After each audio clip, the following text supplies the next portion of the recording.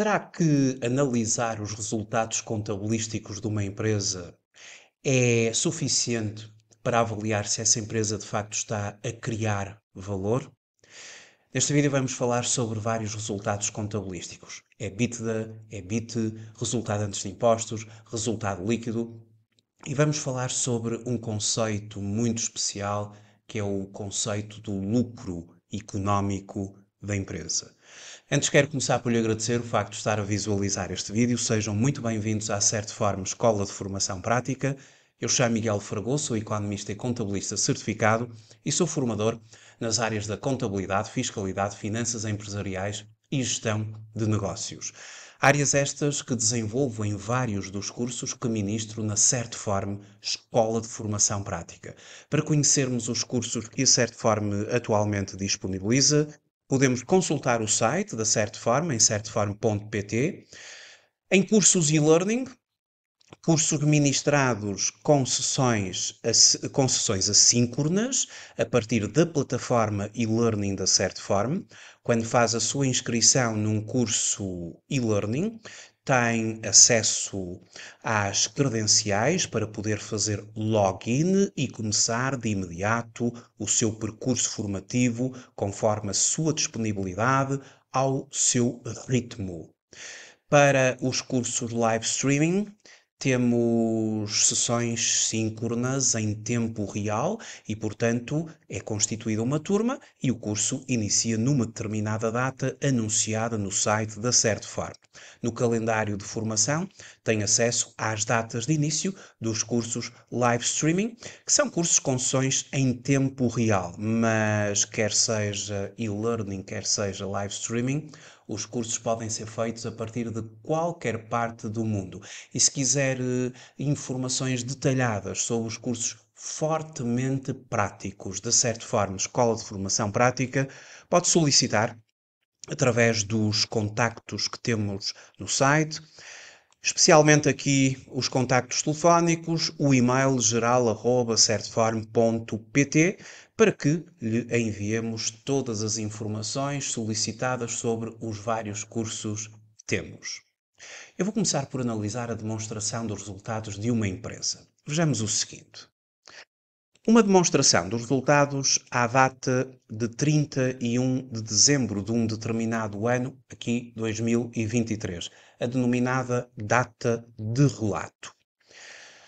E na demonstração dos resultados nós vamos ter os rendimentos e os gastos do período de relato, entre 1 de janeiro até 31 de dezembro de 2023. A empresa reconheceu um volume de negócios constituído pelas vendas e serviços prestados, no fundo, aquilo que advém do rédito da empresa, de 5.540.000, e depois teve alguns rendimentos, como subsídios à exploração, trabalhos para a própria entidade e outros rendimentos, aqui de caráter muito residual. Esta foi a componente positiva aqui deste ciclo de exploração. E dentro desta área tivemos um conjunto de gastos. Claro que se a empresa vendeu mercadoria, teve de a comprar, isso teve um custo das mercadorias vendidas. Também fornecimentos e serviços externos, gastos com o pessoal, imparidades em inventários e dívidas a receber, provisões do período e os outros gastos. Se fizermos a soma algébrica, os rendimentos positivos, os gastos negativos desta zona que eu acabei agora de identificar, temos o chamado EBITDA da empresa. E é positivo, são 576.950. É um lucro contabilístico positivo, um EBITDA positivo. E o EBITDA representa o resultado antes das depreciações e das amortizações, antes dos juros e antes do imposto. Em inglês, Earnings Before Interest, Taxes, Depreciation and Amortization. E seguidamente, por falar em depreciações e amortizações, temos precisamente o gasto das depreciações para os ativos fixos tangíveis e das amortizações para os ativos intangíveis.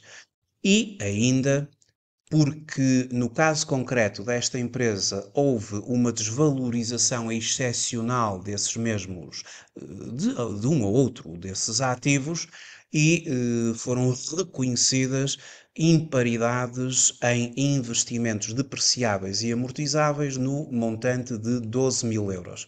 Estes dois valores foram gasto do período, eles subtraem, deduzem ao EBITDA para formar o chamado EBIT. O EBIT é o resultado operacional.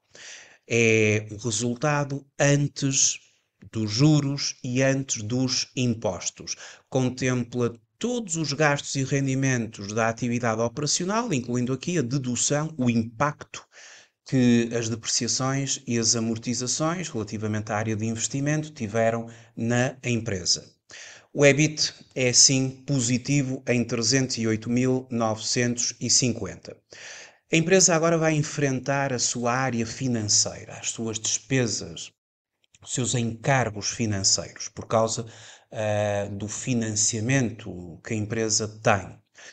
Por um lado, esta empresa tem juros e rendimentos similares obtidos. Terá sido uma aplicação financeira que a empresa tem e da qual resultou positivo juros obtidos de 340 euros. Mas relevante é o facto da empresa ter financiamento à banca, eventualmente esta empresa tem empréstimos ao banco e também contratos de locação financeira e os seus encargos financeiros, os juros suportados nessa dívida onerosa, neste período, porque são sempre gastos do período que se analisam na demonstração dos resultados, foi de 118.900 euros. Temos assim um resultado financeiro negativo, os gastos financeiros superiores aos rendimentos, e se subtrairmos ao EBIT, aliás, se ao EBIT somarmos os juros obtidos e subtrairmos os juros suportados, vamos ter o resultado antes de impostos, que já contempla aqui a dedução deste resultado financeiro negativo. O resultado antes de impostos, o EBT, Earnings Before Taxes, ele cifra-se em 190.390 euros. A partir do resultado antes de impostos, que também é positivo, porque o EBIT, Earnings Before Interest and Taxes, é suficientemente robusto para abarcar aqui esta atividade financeira, estes juros suportados pela empresa. O resultado antes de impostos é o ponto de partida para calcular o IRC. Claro que a taxa nominal do IRC não vai incidir sobre o resultado antes de impostos. A empresa vai ter de fazer uma série de ajustamentos fiscais, nomeadamente devido a determinados gastos que não serão fiscalmente aceitos, entre outras correções fiscais. Será calculado um resultado fiscal sobre o qual, nesse lucro tributável, aplicaremos as tais taxas nominais. Se eventualmente existirem prejuízos fiscais a deduzir, será essa dedução ao lucro tributável formar-se-á matéria coletável para aplicar as tais taxas nominais, e esta empresa fez esse conjunto de correções, isso tem a ver com fiscalidade e IRC, e apresenta aqui um imposto sobre o rendimento do período de 52.357,25, o qual vamos deduzir ao resultado antes de impostos para apresentar o resultado líquido do período. Bom, como as taxas nominais não se aplicam sobre o resultado antes de impostos, este é objeto de correções e a empresa vai ter a coleta, as derramas, as tributações autónomas. Nós agora vamos calcular aquilo que foi efetivamente, ou a chamada taxa efetiva do IRC. Para calcular a taxa efetiva de IRC de uma empresa, divide-se em módulo o valor do imposto e pelo resultado antes de impostos. A taxa efetiva é de 27,5%. E já agora eu até vou calcular o efeito fiscal nesta empresa. O efeito fiscal é sempre 100% menos a taxa efetiva, ou 1 menos T, considerando T a taxa do imposto. Mas considerando então 100% menos a taxa efetiva de imposto, o efeito fiscal nesta empresa traduz-se em 72,5%. Agora vou calcular um resultado contabilístico que não aparece na demonstração dos resultados, mas que efetivamente é muito importante para a análise que nós vamos fazer a seguir. Nós temos aqui o EBIT da empresa de 308.950, o chamado resultado operacional da empresa, que contempla aqui os rendimentos e os gastos, quer da atividade operacional, quer das próprias depreciações e amortizações que foram deduzidas. Este EBIT ele não é todo para a empresa, não é? Nós vamos ter agora de extrair aqui do EBIT a parcela que vai ser para o Estado, por via do imposto, e vamos calcular o chamado EBIT líquido do imposto, o resultado operacional líquido do imposto, que é o chamado EBIT 1 menos T. É aquela fatia do EBIT que fica com a empresa, retirando-lhe a alíquota tributária que se destina ao Estado. Multiplicamos o EBIT pelo efeito fiscal, ou por 1 menos T. E multiplicando o EBIT pelo efeito fiscal, digamos que do EBIT gerado pela empresa, a parte do Estado foi agora já retirada e o que fica para a empresa é de 223.988,75. Este é o resultado operacional da empresa líquido de imposto, que é muito importante para estudos de análise económico-financeira. Bom, aquilo que eu verifico nesta empresa é que ela efetivamente teve os resultados contabilísticos todos positivos. O EBITDA positivo, o EBIT, o resultado antes de impostos, o resultado líquido. Este resultado líquido vai fazer ligação ao balanço da empresa. Na área do capital próprio, o resultado líquido vai figurar aqui na linha, no item resultado líquido. É esta a ligação entre uma demonstração dos resultados e um balanço, é o resultado líquido, e esta empresa, de facto, apresenta aqui resultados contabilísticos positivos, apresenta também um EBIT líquido de imposto também positivo, mas nós queremos fazer uma avaliação que vai para além desta mera constatação. Efetivamente, quando eu trabalho o diagnóstico económico ou financeiro da empresa, nomeadamente nos cursos, faço o cálculo de um amplo conjunto de indicadores, todos estes que constam aqui deste quadro, e um dos indicadores, o qual agora vai ser efetivamente analisado, muito além dos resultados contabilísticos e das rendibilidades que nós podemos obter a partir de relações na demonstração dos resultados, temos um indicador chamado EVA. O EVA ou o Economic Value Added, o valor económico agregado. E este é um indicador, é uma marca registada, mas que nos vai ser especialmente útil para avaliar se de facto esta empresa está ou não a criar valor ou se estes resultados contabilísticos estão a ocultar ou a esconder algo.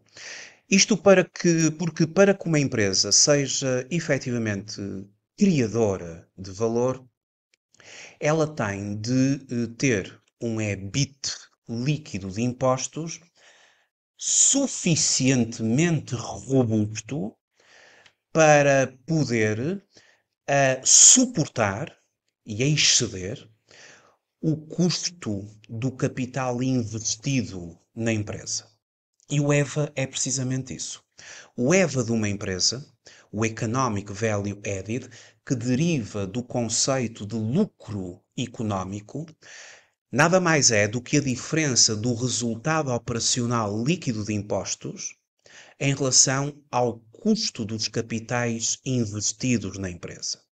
E apenas se este valor for efetivamente positivo, podemos concluir que a empresa está efetivamente a criar valor. Porque se nós encontrarmos aqui um valor negativo, ou seja, o EBIT líquido do imposto não é suficiente para aquilo que é o custo dos capitais investidos, a empresa está a destruir valor. Ou seja, o EBIT líquido dos impostos não foi suficientemente robusto para cobrir não só o custo dos investidores, como dos próprios credores. Em relação aos credores, digamos que eles vão estar sempre garantidos, porque a taxa de juro à banca, ela é contratual. Quem perde com isto, efetivamente, é o acionista, ou o investidor, ou o detentor do capital. Então vamos analisar de forma a podermos fazer o cálculo aqui do EVA desta empresa e avaliar se estes resultados contabilísticos positivos podem de facto ser suficientemente robustos para cobrir o custo dos capitais investidos na empresa. Sobre os capitais investidos, o ativo de uma empresa é financiado por capital próprio e por passivo. O capital próprio começa com o investimento que os sócios ou os acionistas fazem, através do capital social, e depois de formas históricas que ao longo do tempo a empresa vai ter para ir aumentando, dando robustez ao conjunto global que é o capital próprio, através de lucros retidos, reservas legais, outras reservas, resultados transitados. Capital próprio tem um custo. É um custo implícito que não se contabiliza, mas é um custo de oportunidade para o investidor. O capital alheio tem um custo também, e esse é um custo explícito. A taxa de juro, ou as taxas de juro que a empresa obtém relativamente aos financiamentos que a empresa obtém para suportar juros, relativamente aos financiamentos junto dos bancos, junto das locadoras financeiras, junto daquilo que são as ferramentas de financiamento, e estamos aqui a falar de dívida onerosa, dívida que suporta juros, pela qual se suportam os chamados encargos financeiros pela via dos financiamentos obtidos da empresa. Bom, capital próprio e capital alheio têm um custo. Temos de calcular qual é o custo do capital próprio da empresa e qual é o custo do capital alheio. Em relação ao custo do capital alheio, vejamos o seguinte. Esta empresa, que está enquadrada no setor de atividade de comércio de materiais de construção, ela apresenta um capital próprio de 2.200.000 euros, vamos lhe chamar E de equity, e apresenta um passivo oneroso, uma dívida onerosa, aquela que vence juros por via dos chamados empréstimos bancários ou de locações financeiras, entre outros, suprimentos, por exemplo, 1.980.000. Vamos lhe chamar D de débito. O peso da dívida sobre o capital próprio, a dívida representa 90,82% do capital próprio. Esta empresa suporta ou suportou encargos financeiros de 118.900 euros e o custo de endividamento implícito, ou seja, a taxa de juro que foi contemplada, negociada, 5,95. Uma empresa pode ter vários empréstimos com diferentes taxas de juro em relação à negociação com a banca e, quando assim é, nós temos que chegar a uma técnica de forma a apurar uma taxa de juro média em relação às diferentes fontes de financiamento que a empresa apresenta. Esta taxa de juro é uma taxa de juro sem economias fiscais, porque quando as empresas efetivamente suportam juros, os juros, tal e qual como aconteceu aqui no caso desta empresa, entram na demonstração dos resultados, vão deduzir diminuem o resultado antes de impostos, por sua vez diminui o imposto da empresa e, como os juros são fiscalmente aceitos, vamos ter de incorporar o impacto dessa economia fiscal nesta taxa de juro da dívida onerosa.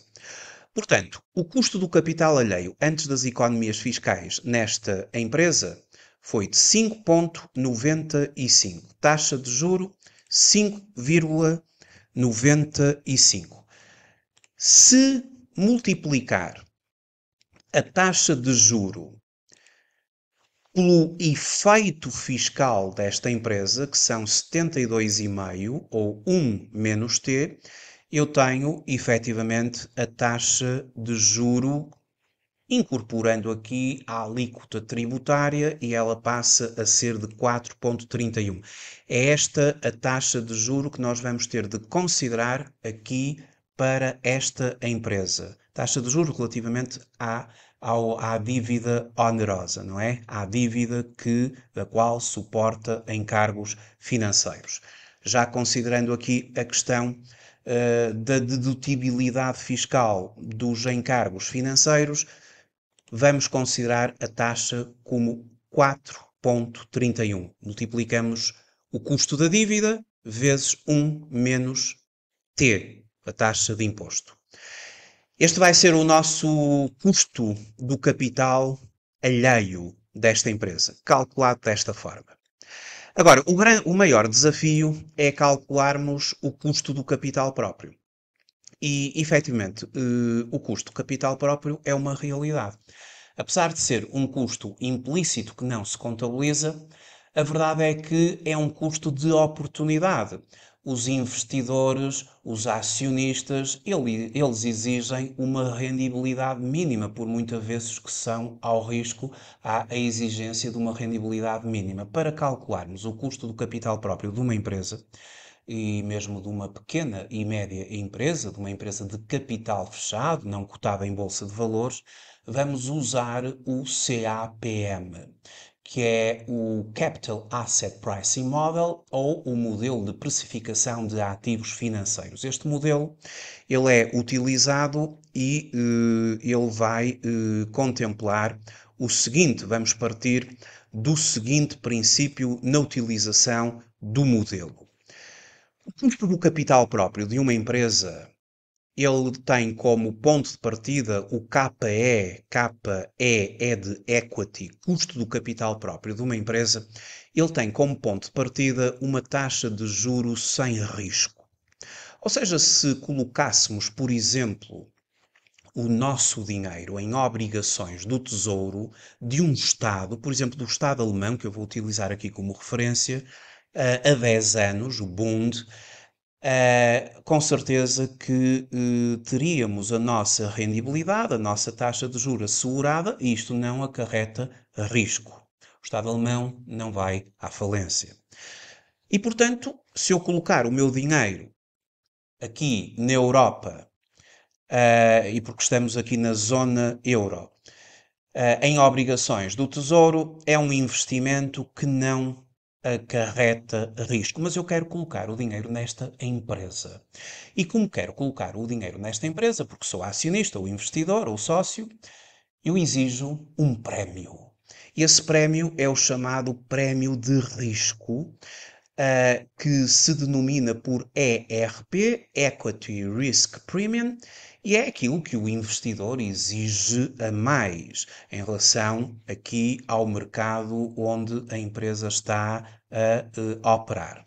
Este prémio de risco ele vai ser aqui corrigido por um beta.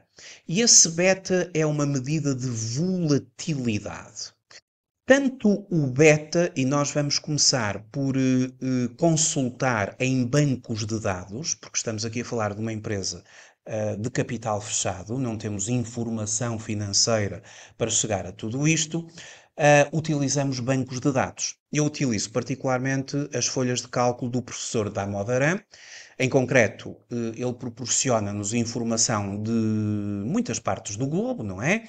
E, em concreto, aqui para o Western Europe, onde Portugal está enquadrado, inserido, eu fui à procura de um beta para o setor ou a indústria de comércio de materiais de construção, O beta que nos é proporcionado nestes sites, e em concreto aqui pelo professor da Modern, é um beta desalavancado, um beta setorial, que depois vamos ter que o adaptar à estrutura financeira da nossa empresa em concreto, e aí é que está o grande segredo, e depois vamos multiplicá-lo pelo prémio de risco, onde também, através das folhas de cálculo do professor da Modern, encontrei aqui um prémio de 4,83 relativamente a esta realidade que estou aqui a contemplar.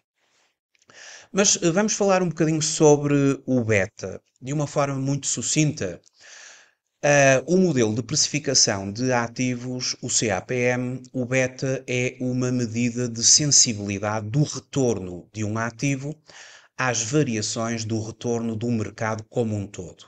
Aqui vamos falar do retorno ou do comportamento da empresa como um todo em relação ao comportamento do mercado como um todo. Portanto, o comportamento da empresa em relação ao comportamento do mercado. O beta indica o quão volátil o retorno de um ativo é em relação ao mercado. Por exemplo, um beta superior a 1 significa que o ativo é mais volátil do que o mercado. Se o mercado subir 10%, o ativo provavelmente subirá mais de 10%. E se o mercado cair 10%, o ativo provavelmente cairá mais de 10%. Este tipo de ativo é considerado mais arriscado, pois as suas oscilações são mais amplas. Um beta menor que 1 significa que o ativo é menos volátil que o mercado. Se o mercado subir 10%, o ativo provavelmente subirá menos 10%. E se o mercado cair 10%, o ativo provavelmente cairá menos 10%. Este tipo de ativo é considerado menos arriscado, pois as suas oscilações são menos amplas. Um beta rigorosamente igual a 1 significa que o ativo tem a mesma volatilidade do mercado. No modelo CAPM, no modelo de precificação de ativos financeiros, o custo do capital próprio vai ser a taxa livre de risco mais o prémio de risco de mercado, aquilo que o investidor exige a mais, incorporando aqui a volatilidade do ativo, aqui pelo beta. Nas folhas de cálculo do professor da Modern, começamos pela folha mais atualizada, atualmente aqui para Western Europe, janeiro de 2024.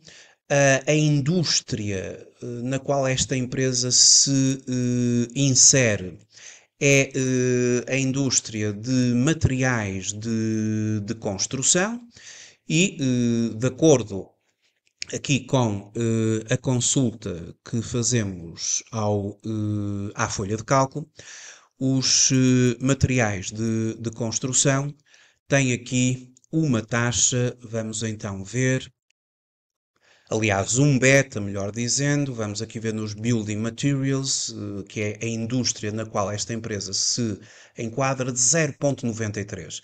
Este é um beta unlevered, ou seja, um beta desalavancado, um beta de setor, mas vamos ter de incorporar neste beta aquilo que é a realidade da estrutura dos capitais desta empresa. E por isso vamos proceder àquilo que se chama alavancar o beta. O beta desalavancado que acabamos de observar é de 0,93. Para calcular o beta alavancado, vamos multiplicar o beta desalavancado do setor por 1, mais a dívida sobre o capital próprio, vezes o efeito fiscal. E temos 1,54, um beta superior a 1. Vamos fazer este raciocínio na folha de cálculo. Então, sabemos que, em primeiro lugar, eu já vou colocar aqui a taxa de juros sem risco das obrigações do Tesouro a 10 anos, o Bund, de 2,25%. Deixem-me só confirmar, foi precisamente isso que obti também da consulta de informação. Portanto, 2,25 a taxa das obrigações do Tesouro Alemão a 10 anos, 2,25. Muito bem. O beta, através lá das folhas do Damodaran, obtido foi de 0,93, portanto, o beta desalavancado. Vamos então colocar ali o beta desalavancado 0,93. E vamos também colocar ali o prémio de risco de mercado, que também pela consulta dos bancos de dados obtivemos 4,83 aqui de acordo com a realidade que estamos a estudar. 4,83%. Bom, vamos já fazer a alavancagem do beta. No fundo, aquilo que eu acabei de explicar, não é? Pegar no beta alavancado e multiplicá-lo por 1 menos a dívida sobre o capital próprio. E já agora eu até vou fazer o seguinte, antes de fazer esta fórmula, porque assim fica mais fácil, vou colocar aqui já a dívida sobre o capital próprio. E assim é mais rápido. Dívida 1.998.000. Total do capital próprio 2.220.000, portanto temos 90,82. E agora tenho tudo. Começar pelo beta desalavancado, beta unlevered, setorial, folhas de cálculo da Damodaran, 0,93. Multiplicá-lo por 1 mais aqui o rácio debt equity 90,82. E aqui incorporar o efeito fiscal de 72,5% ou de 1 menos T. 1,54 é o beta alavancado. Então estou em condições de dizer qual é o custo do capital desta empresa. O custo do capital próprio. Ou seja, aquela taxa mínima de retorno que o acionista exige para ser compensado. O custo da oportunidade do acionista, do investidor. Tudo começa pela taxa de juros sem risco, 2,25, a qual vai ser somada pelo prémio de risco pelo Equity Risk Premium, que vai incorporar aqui o efeito da volatilidade expressa pelo beta alavancado da empresa. Então vamos pegar no beta alavancado e vamos multiplicar pelo prémio de risco do mercado e temos então 9,6995. Este é o custo do capital próprio desta empresa perante a estrutura de capitais que esta empresa aqui mostra. Eu vou calcular também o peso que o capital próprio tem em relação ao capital investido, às duas fontes. O capital próprio é de 2.200.000 euros sobre o total dos capitais investidos, capital próprio mais dívida, 4.198.000. O capital próprio tem aqui um peso de 52,41. Logo, o peso da dívida é o complementar, é 100% menos 52,41. Mas podemos calcular, não é? Ou seja, vamos calcular o peso que a dívida, ou que no caso concreto a dívida onerosa, aquela que suporta encargos financeiros juros tem, relativamente ao total das origens dos capitais e, portanto, temos 47,59, um mais o outro, um indicador ou um rácio mais o outro rácio, claro que daria 100%. Bom, estou em condições de calcular o custo médio ponderado do capital. Eu tenho o custo da dívida, ou seja, 4,31, o custo da dívida, já considerando aqui o efeito fiscal, 4,31. Tenho o custo do capital próprio, 9,70, arredondando. Até vamos para mostrar isto tudo com uma certa coerência, vamos ali fazer o nosso arredondamento. E, para além disto tudo, tem o peso que o capital próprio tem em relação às duas fontes de financiamento e o peso que a dívida tem em relação às duas fontes de financiamento. Vou calcular o custo médio ponderado do capital desta empresa, o chamado WACC, Weighted Average Cost of Capital, custo médio ponderado do capital, que nada mais é do que o custo do capital próprio, 9,70 vezes o peso que o capital próprio tem em relação às duas fontes de financiamento, 52,41, mais o custo da dívida, já com efeito fiscal, peço desculpa, 4,31%, vezes o peso que essa dívida tem relativamente às duas fontes de financiamento. Esta empresa tem um custo do capital, um custo médio ponderado do capital, de 7,13 ou de 7,14, fazendo o arredondamento.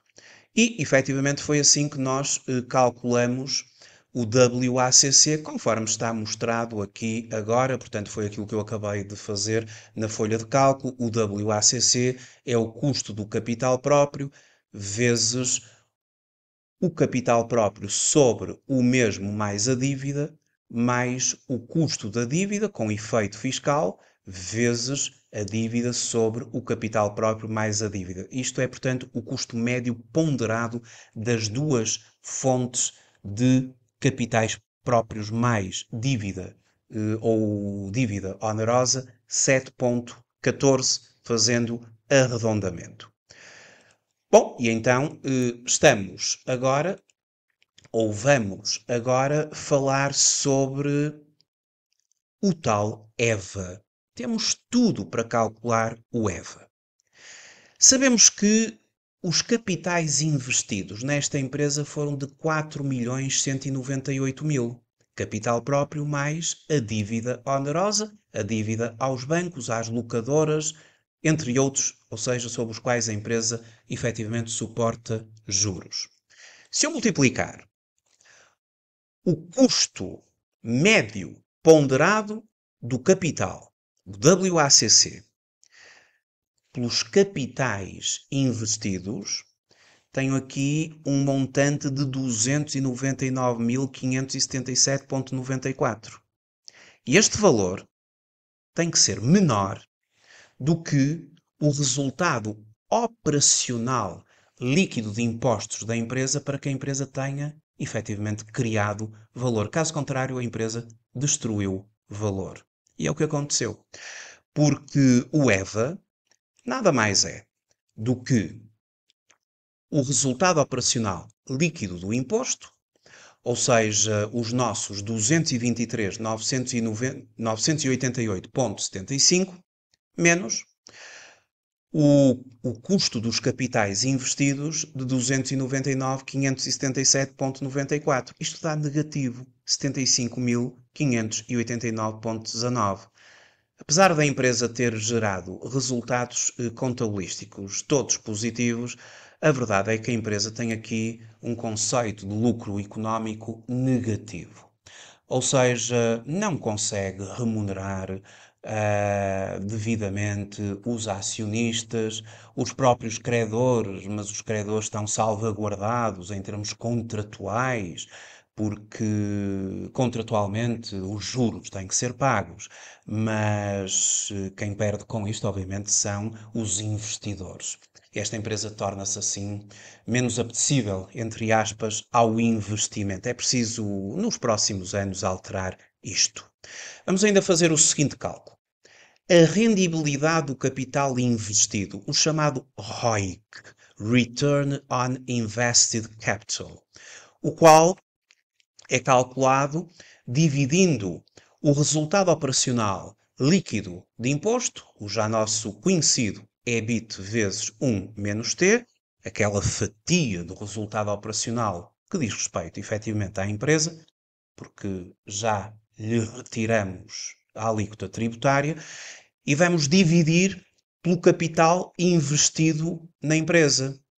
Os capitais próprios mais o capital oneroso ou a dívida alheia, o capital alheio oneroso. E temos aqui uma rendibilidade do capital investido de 5,34.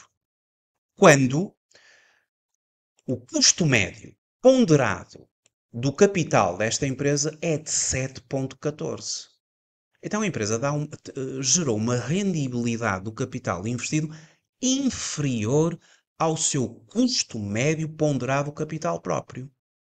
Teve um spread económico negativo. O spread económico da empresa nada mais é do que o ROIC, a rendibilidade do capital investido, menos o custo médio ponderado do capital. E é negativo. E esta é a razão pela qual, efetivamente, esta empresa está a destruir valor. A empresa, para criar valor, ela tem que ter uma rendibilidade do capital investido acima, superior ao WACC. Não é isso que acontece. Este spread é negativo em 1,80. Outra forma de calcular o EVA é pelo spread económico da empresa, em que nós multiplicamos este spread económico, que aqui infelizmente é negativo, pelo capital investido. Ao multiplicar o spread económico da empresa pelo capital investido, ou pelos capitais investidos, capital próprio mais a dívida onerosa, vamos ter naturalmente outra vez o EVA, mas calculado de outra forma. O EVA pode ser calculado pela fórmula que expliquei anteriormente, ou seja, o resultado operacional líquido de imposto menos o custo dos capitais investidos, ou então através do spread económico dado pelo ROIC menos o WACC vezes o capital investido. EVA negativo, a empresa a destruir valor. Bom, e é essa a realidade dessa empresa. Uma empresa que, efetivamente, atualmente está a destruir valor, apesar dos resultados contabilísticos serem positivos, afinal, a situação da empresa não é assim tão positiva quanto estes resultados contabilísticos pareciam ocultar uma realidade diferente. É que a rendibilidade dos capitais investidos não é suficiente para o custo médio ponderado das fontes de capital desta empresa.